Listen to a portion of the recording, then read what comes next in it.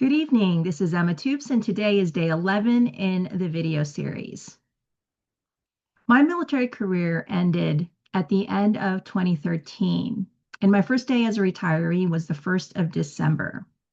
And in that last month of 2013, I spent a lot of that time studying and getting licensed for being a insurance agent as my new thing after the military.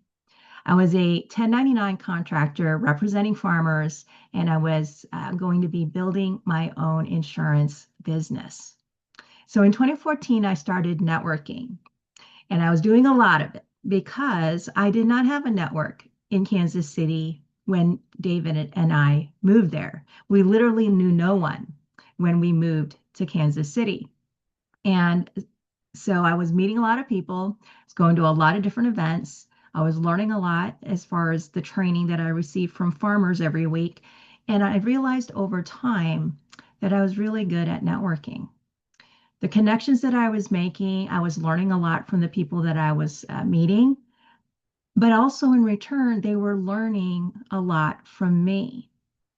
I never really felt awkward when I would be meeting people as far as the outcome of a particular one-on-one or meetup, because I realized over time that the reason why I was so good at networking and why it never felt awkward was because the bridge of understanding, so that any unfamiliarity between us in what we were discussing in our business or in the background of us respectively, especially with me coming out of the military, that gap of understanding was being bridged.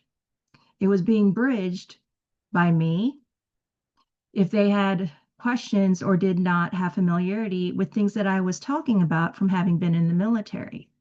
I was happy to explain my background, the jargon, the different things that were not necessarily obvious to someone who has not served or not been associated with people in the military.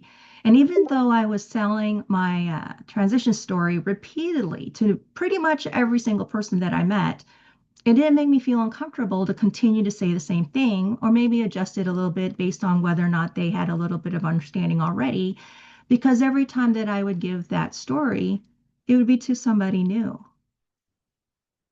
In return, if I was confused about something that the person I was meeting was talking about, vocabulary, some system or process, whatever their industry was, I just didn't understand, I would always just out my ignorance, put my pride and ego aside to the fact that I did not understand what they were saying, and I would ask the questions so that I would be understanding them.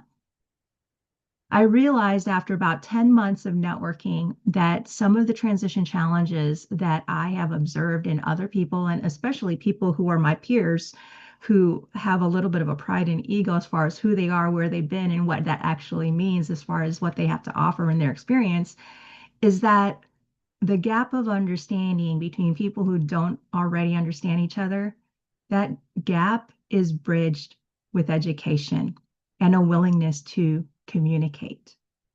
And in that realization, towards the end of 2014, my husband and I started our knowledge business, focused on supporting people who are in transition, because it's education and a willingness to communicate that creates good connections.